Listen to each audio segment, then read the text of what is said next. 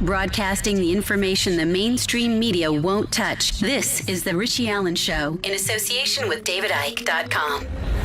Our featured guest this hour is no stranger to us. She joined us back at the very beginning of January, just after we came back from our Christmas break.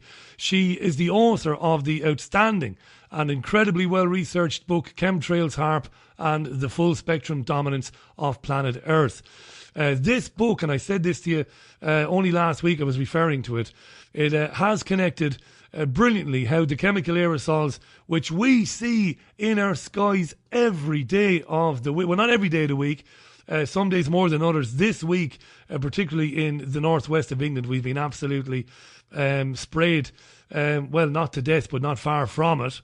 But how these aerosols and ionospheric heaters around the world have basically assured the military or the militaries of our country's global control. The book, Chemtrails, HAARP and the Full Spectrum Dominance of Planet Earth. I will tweet links to where you can find the book. Let's welcome back to the programme Elana Freeland. Elana, it is lovely to chat with you again. How are you? I'm very well, Richie. I'm sorry your skies are inundated. Mine here in the Pacific Northwest of the United States are inundated as well. Yeah, we've seen it. I'm out very early in the morning, just after dawn is broken. I live, Elana, near Manchester Airport. I'm probably 4 miles away from the airport. It's one of the busiest airports in Britain, one of the busiest in Europe. It's a gateway airport, so it goes... you fly west to the United States, to South America, all over Europe, so it's busy. Isn't it incredible that... And I know people who are sceptical will say, oh, sometimes atmospheric conditions are different, Richie. But I'm out with my dog every morning, blue skies or cloudy. Once a week, Elana, or once every 10 or 12 days, we see the tic-tac-toe crisscross patterns across the sky. And it's been pretty bad for a couple of days this week. Tell me about when people go onto social media and they say that they feel really bad and they feel a bit fluey and they can feel very heavy, and they are certain that it is because spraying has been occurring in their area heavily, maybe on a given day. Are they right? Can they feel the effects of it as soon as that, do you think? Well, I think it depends on the immune system of the person who is having the symptoms. I have a really strong immune system that I eat very carefully to keep it in prime condition, because I'm very aware of what we're living under. This is far, far beyond pollution that we've been complaining about for the last 40 or 50 years. And so when I hear people say that, I'm really tempted to ask them how they're eating, how they're sleeping, are they living in a Wi-Fi'd environment, to find out the other factors.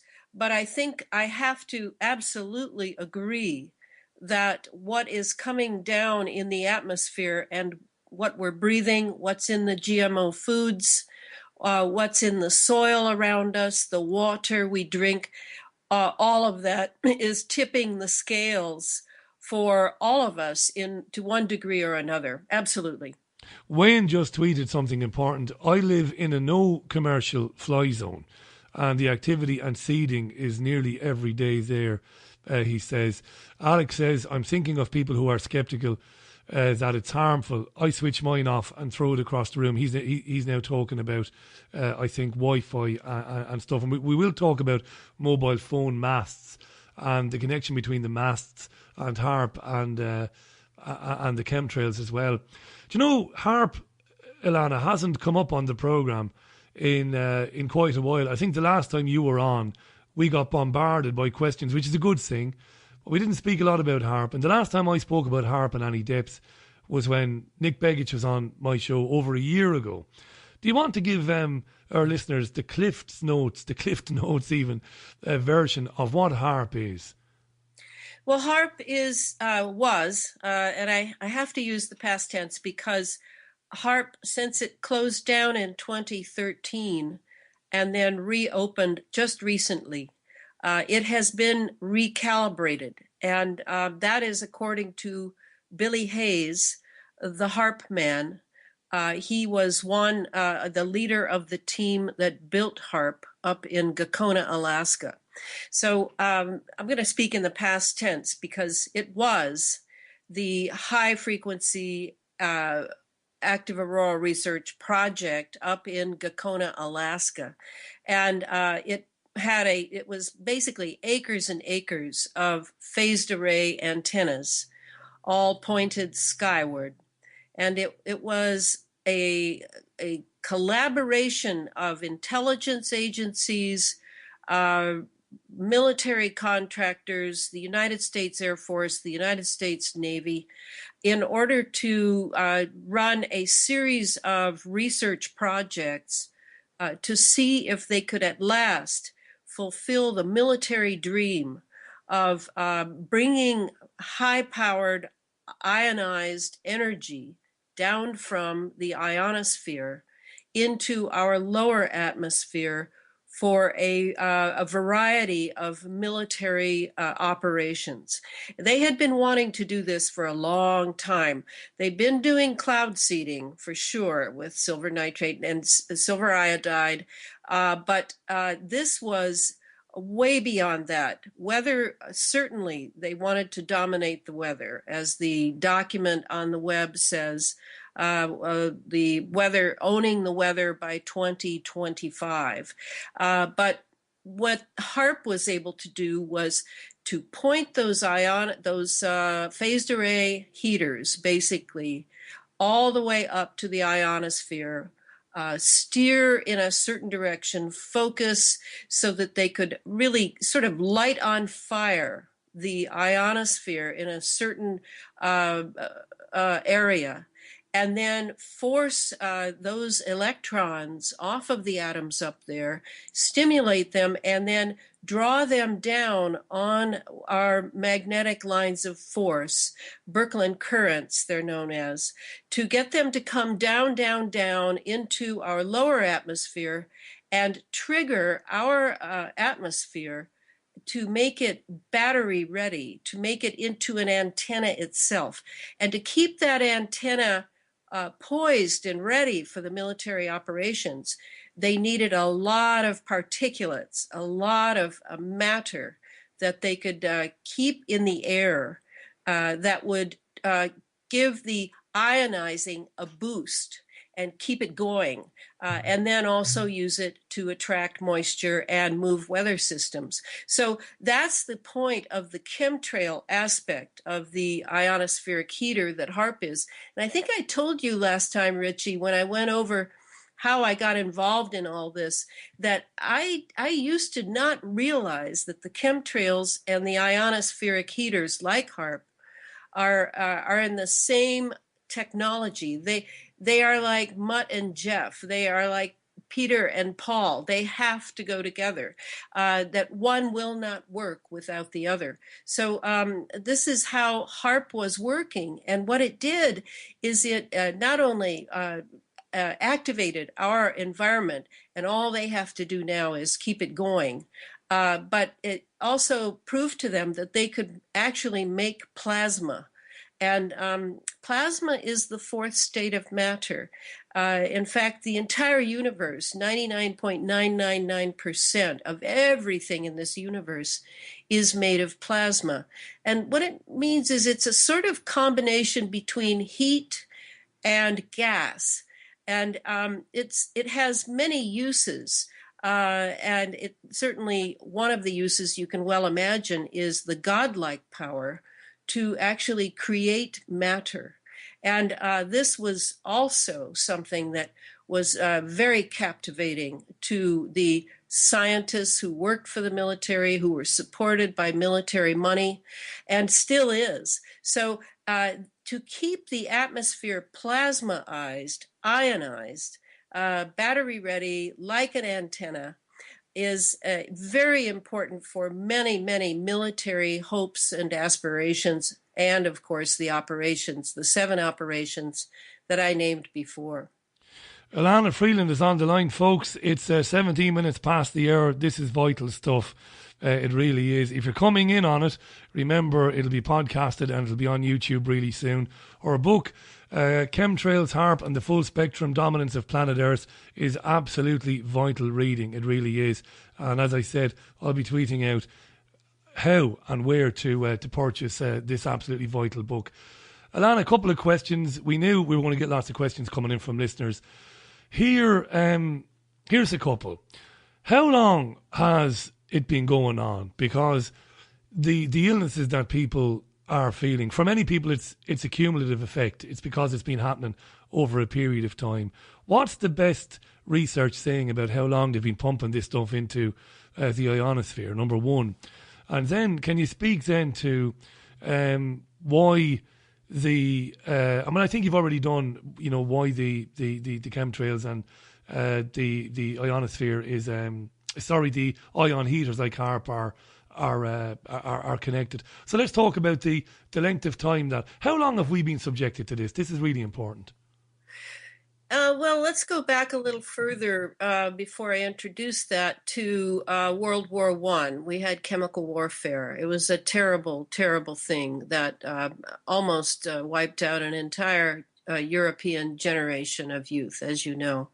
So to chemicalize for warfare, to find another way to kill or destroy the enemy is something that has always been on the military mind, probably as long as the idea of controlling the weather so that you can have military operations that are free-flowing, not to mention in an age like ours, which is so heavily dependent on communications at a distance, the prospect of over-the-horizon control of weather has been driving the military for decades.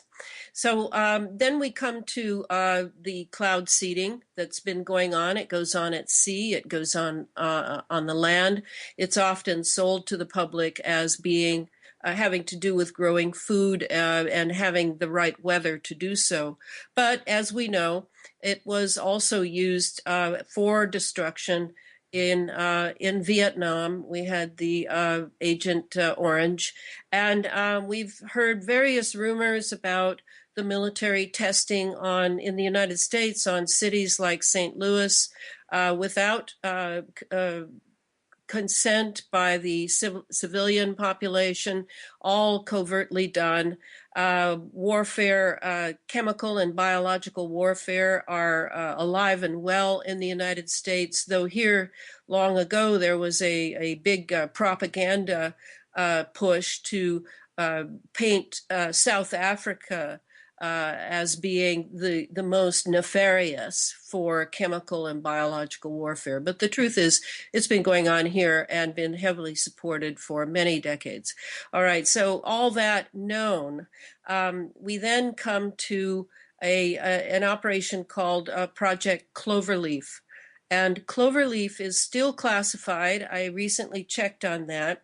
And it is basically what can I say? It's a chemical, biological warfare program that is I guess it's probably on the clandestine documentation behind the program that we're witnessing now, that is certainly running heavily over all NATO countries.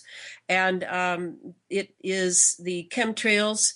It is tied to the ionospheric heaters, to the radar installations at the over 1,000 American bases around the world. And whenever I say American, Richie, I have to admit that I generally think UK as well, because the two seem to be very much in bed with each other militarily.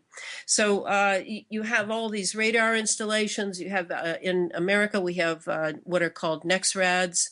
And these are big golf ball looking radars that are near our radio stations and really help to tether and move and steer storms along. All of this system that is a huge global network now are all under, in the United States anyway, they are under something called Project Cloverleaf. And that project has been in high gear now for 2 decades. For 2 decades, Elana. Yes. Wow. Folks, 22 minutes past the hour. It doesn't get any more serious than this. You know, this is information that everybody should be presented with, regardless of whether they're prepared for it or not, or they want to understand it or not. So many questions coming in. Matthew emailed me before we get to the tweets. Richie, I've noticed that on particularly heavy spray days, there seems to be spotter planes and microlight aircraft buzzing around at low altitude. I think they're involved with the spraying in some sort of monitoring capacity. Has Elana noticed the same thing, and what are her thoughts on what they are doing, if indeed she's noticed it? What about spotter planes and light aircraft, Elana? Is that anything that's come up in your research? Yes, I've had people comment. I think that Matthew is his name. Matthew, I think yeah. Matthew is very perspicacious to start noticing that we need to be looking critically at our skies. And I think he's right that some of the lighter aircraft may indeed have measuring devices, and they're chemically measuring how the chemtrail is interacting with whatever is in the chemtrail is interacting with whatever is in the atmosphere, the magnetism over that particular geographic area. That's something we never think of, but we really should. I mean, I think that, and we have to keep in mind here that they're using different fuels. They're still experimenting with different fuels and fuel additives in the jets, the primary jets that are laying these trails. So that could be something else that they're measuring. One thing to keep an eye out for, that we're trying to keep an eye out in the United States for, is there are several patents that indicate that they have found a way to make the chemtrails invisible. And also that there may be lighter aircraft that are simply sort of inoculating the basic core chem mass that is laid by the jet to trigger some sort of reaction in it over a particular area. These are things that are running through our minds here in the States to understand the operation, because in my opinion, it is all still experimental, but very far along in experimental. I mean, I don't mean that they're seeing if it will work. It is working, but there are many things that they want to use it for, and they're tweaking the fuels of the jets and the additives that also go towards supporting the chemtrails, and then the alternate systems, supplemental systems that may be on board various aircraft, that would be commercial and military, for particular purposes over geographic areas. I can give you an example of that. Recently, over the Pacific Northwest state of Oregon, some chemtrail activists observed in their health and in their skies.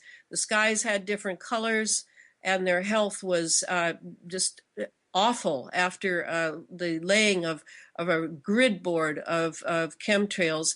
And because of the colors in the chemicalized sky, it appeared that lithium had been laid over them. And the lithium, because people were feeling rather stoned and sort of high and nauseous, they thought that there might be a psychoactive ingredient in it.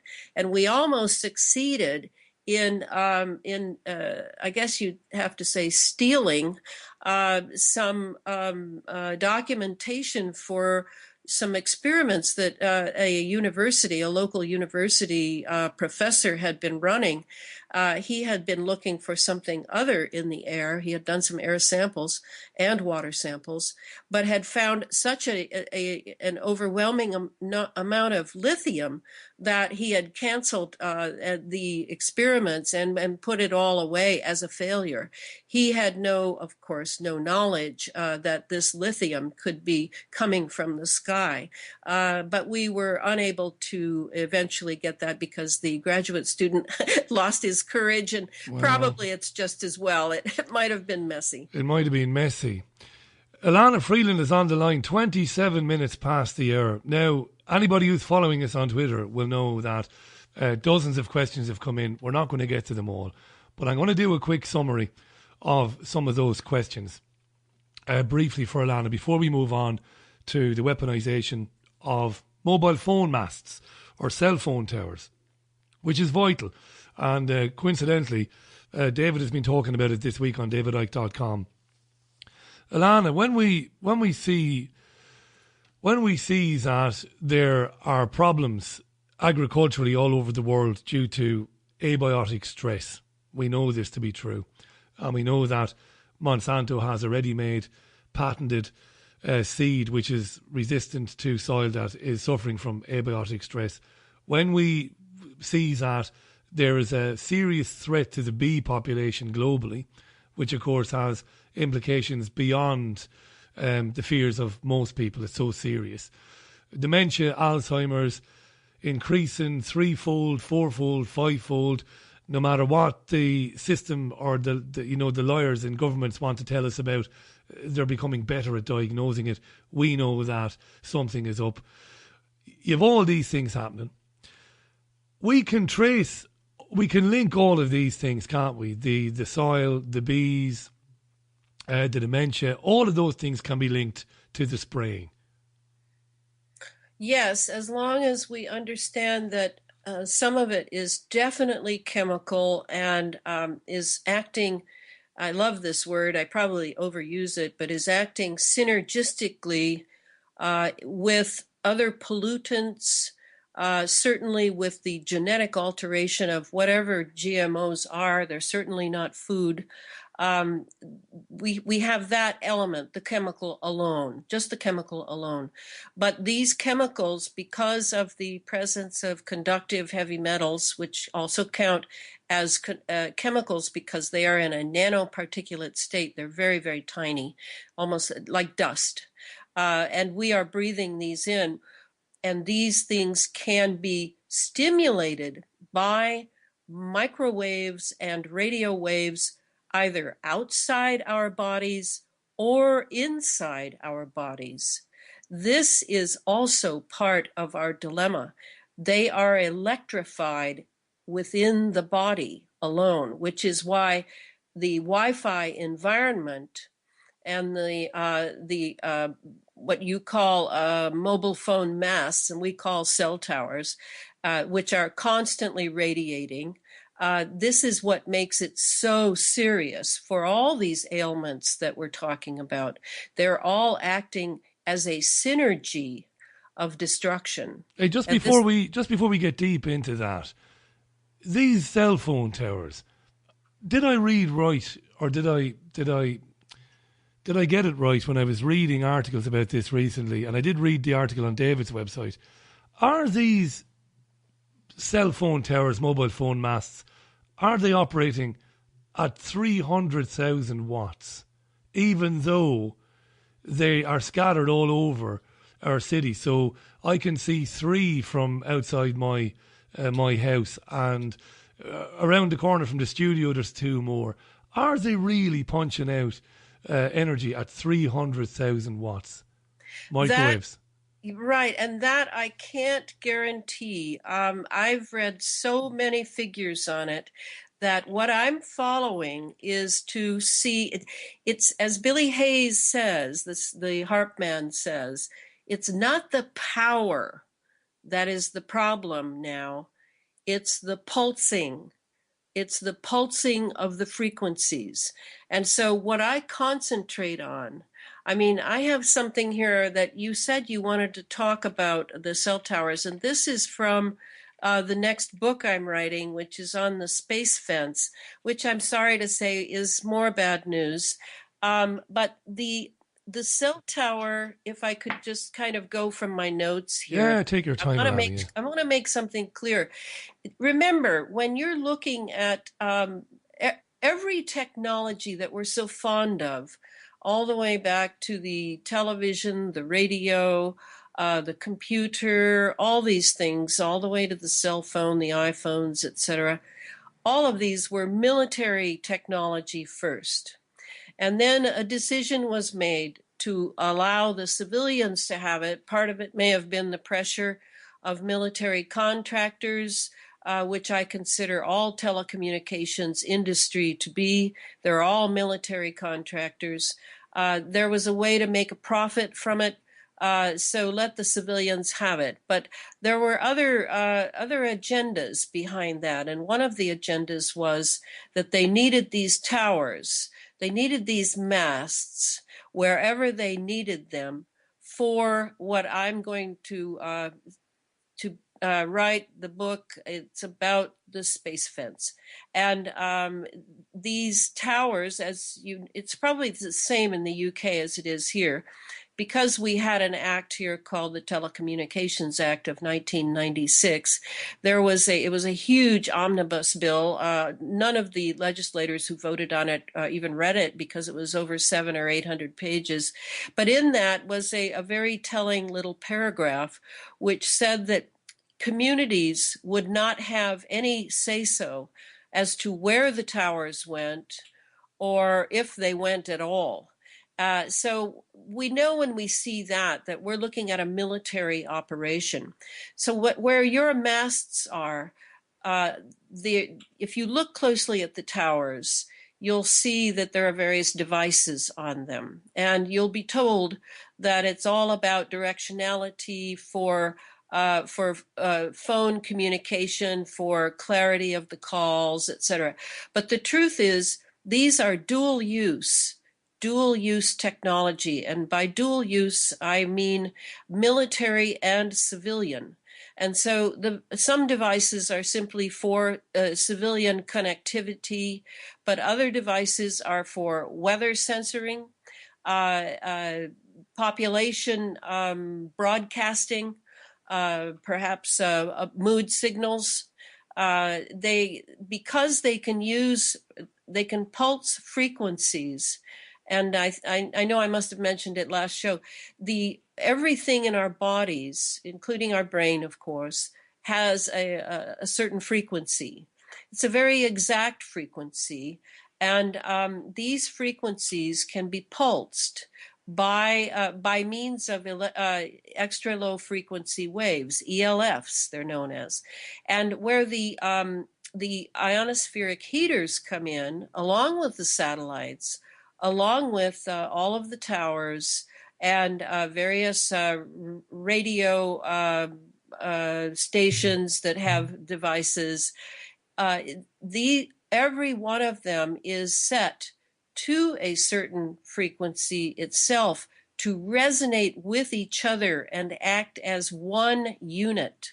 So it's as though we're living in a net. We're living right inside of a wireless net, like a fish would be living in it, and then we can be influenced to one degree or another by these frequencies that are always gently being pulsed.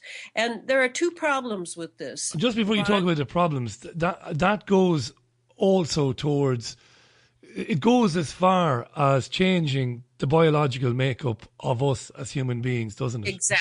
Exactly. Right now... Can I just, sorry to interrupt you again, and I will shut up then and you can talk about the problems. You must have had a moment looking in the window, looking in the mirror even, saying to yourself, Elana, girl, I can't believe I'm writing this stuff. I can't believe I'm saying this out loud. Yeah. Oh, well, I can't believe I'm writing this stuff. I mean, I really have a lot of confidence in my ability to research things down to the nth degree, despite the fact that I can't be an expert in every subject. I can get down to the bottom of problems pretty well. And I am surprised that I'm in this in one way. But Richie, it's like you with your radio show. I mean, when you love humanity and believe in humanity, and you don't measure humanity by the worst of them, No. but you measure it by the best of them and by the wonderful, naive, innocent souls that live everywhere, and that our leaders should be responsible for and be leading in an ethical, growth orientation way. And when those leaders are not doing that, well, then we all have to step up to the plate, is how I feel. I actually went through an interview this weekend. Someone flew in from the East Coast to interview me for a magazine article. I'm so important. That's brilliant. But he's a disbeliever in what I do, and wanted to find out why someone like me, where I had such a career hopes when I was younger, would have turned to the conspiracy movement. And it really was fascinating to hear myself explain how I love the people. I love the people. I'm not interested in a career that would cut me off from the people and put me around other types that are self-important. And I feel this is a privilege to really share what I know about this technology to the degree that I can. I know it's complex. It's complex for me as well. But I think that we live in a technological era, and there are many dangers to it, and it behooves us to learn about, at some degree, the technology that is guiding us, and not to sit like lemmings and wait for us to wait to fall off the nearest cliff. You do a brilliant job, by the way, in considering your level of research and considering, your own obvious intellect. You are always mindful. It's a bit of a gift, actually. You're always mindful that you're talking to people whom are intelligent, but often don't understand the jargon and the lingo. And that's not to say that somebody isn't intelligent. I don't understand the jargon and the lingo. No, it isn't. And that was me. That was me not that long ago. Look at my growth rate. I mean, I spend 24/7 on this stuff, of course, so I'm going to have a real learning curve going on, but we can all have a learning curve, and I don't want anyone to be intimidated, but we can't wait for the experts. That's the problem, Richie. They're not going to come forward. They're in fear for their lives. And the ones who haven't been bought out and sold off for greed and power and careers, the others are terrified because they are under threats. So we can't wait for them to come. We have to do it ourselves. Absolutely. Let me read a few tweets before we move on to what can be done about this and how people can make changes in their own lives to at least try and fend off some of the some of the effects. Meg was on to say, over the past year or so, the Northern Lights have been seen a few times across the UK. Could this be related? Quick answer on that, Elana, before I read more tweets. Quick answer. Could it be related to seeing the Northern Lights over Britain? Yes, of course. They can draw it south. And also, we're going to see a lot of light shows in the sky. And we can't jump to conclusions like it's aliens and UFOs. This technology is just getting started, and there will be all sorts of signs and wonders in the sky. They can even create their own aurora borealis now. That's plasma you're looking at in the aurora borealis, looking at electrified plasma. And now with the ability to create plasma with these ionospheric heaters, we will see more of this, and we'll see the aurora coming further south. Des was on to say, remember, no planning permission is needed for these phone masts. They can stick them up wherever they want. That's true. That was echoed by Martin. That's right. Yeah, it's terrible. That Martin Oak says that as well. Paul says, my mother died of motor neurone disease 6 years ago and was asked to take part in a double-blind lithium trial. It got me thinking, listening to Elana, says Paul. Paul, thanks for that. Keep the tweets coming in at Richie Allen Show. Listeners talking about music as well. Don't forget, music is played constantly to kids. It dumbs them down certain frequencies. It's all about frequencies like Elana was talking about there. JP in Manchester says, destroy the food supply, control the food and water, the ultimate control of our species, and drug them down to gimps as well. And Elana, we had a lot of emails and tweets about strange mass deaths or fatalities of fish species in lakes in the United States and birds dropping dead out of the sky. Undoubtedly, those things happened because of what we've been discussing. Yes, but also add to that the magnetic we're inside the magnetosphere of the Earth, and so because of these pulsing of different frequencies for different military operations, even our Schumann resonance, which is 7.83 hertz, and all of life pulsates to that frequency. That's why we have this oneness of life. All of that is being jimmied around and experimented on, and so when these species just seem to drop dead, I mean, I don't know, are they broadcasting the frequency of that species in order to see what happens? I mean, that's the kind of sociopaths we have operating this technology. So it seems to me that it's they have a magnetic north kind of capability. They're losing that. And the species as a whole could also be being exterminated simply by pulsing the frequency of their species. I mean, this is so serious. I can't stress it enough. It's massive, Elana. It's massive. I'm going to give folks. I'm going to give another quick plug there to Elana's book. It's 17 minutes to the top of the hour, by the way. We've got Elana for probably another 6 or 7 minutes. Look how time is flying. Has flown even this hour. It's absolutely incredible. But you can keep the tweets and the emails coming in. Just before I give a big plug to the book, Elana, do you want to let people know where they can find you online? The only place I am now is on my book's Facebook site. I apologize for that. I'm not a fan of Facebook. As you know, it was started by the CIA. But it seems to be the meeting place for like the town square, the electronic town square now. So I'm on there.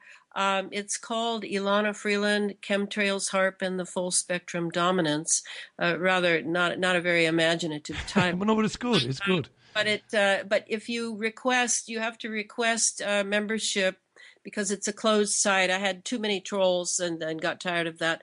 So please do request a membership, and that has a lot of information. I screen that site very thoroughly, very carefully. I keep only the educative up. It has to do with genetics. It has to do with transhumanism. It has to do with GMOs. Anything that has to do with this particular technology, you can find on that site. And there are many amazing activists who are also members of it and submitting wonderful things to it. So it's a place of learning. Brilliant. The book is Chemtrails, HAARP, and the Full Spectrum Dominance of Planet Earth. There will be a new book, a follow-up, which Elana has mentioned already. I'll tweet out that Facebook page now. Massive amount of tweets and emails coming in. If you want to see what other people are saying, go to Twitter, enter Redistribution, all one word, and you'll see what other people are saying. Don't send me any more questions, folks, because we're going to run out of time. We really are. But we'll invite Elana back on again. This is so serious. Maybe Elana might be amenable to maybe coming on once a month and having a chat with us. If she agrees to that, we'll do it. She's not obliged to agree to it, though, because she is busy. No, it should be fine, Richie. The plus is, I mean, the minus is an hour is such a short amount of time, but the plus is it is an hour, and I'm willing to give an hour. I mean, sometimes I have to do two-hour shows. It takes a great deal of energy and time, so I would be happy to come on once a month. That'd be brilliant. I slightly disagree with you on the timing. I think regular hourly chats are better than 2 hours, and I'll tell you why. Because of the cumulative effects of the nightmare of getting through our daily lives because of what this system is doing to us. Every one of us, including incredibly smart people like you, our attention spans aren't what they used to be, Elana. Yeah, I agree. And I love keeping it to 40, 45 minutes at a time because people retain that information. Strange noises in the sky. Really interesting. Simon, who produces, who looks after the YouTube channel for us, says he's been coming across strange and chilling sounds in the sky, might be emanating from space. And amazingly, at exactly the same time, Elana, Robert Watson tweeted the same thing. The strange noises heard around the world coming from the sky. Anything to do with the HAARP program or the ionosphere tampering? Oh, yes. Oh, definitely. In fact, I have something here, a little document, Hums and Noises. What you're hearing are actual scalar events, and I haven't talked to you about scalar technology, which is basically what we're seeing in the sky when we see these signs and wonders. The hums and noises that we're hearing, the trumpet sounds, the groaning sounds, all of these have to do with the fact that we have a scalar technology and it is being experimented with through the earth, all the way through the plates of the earth to the other side of the earth. We have ELF waves that are as long as the entire planet's circumference.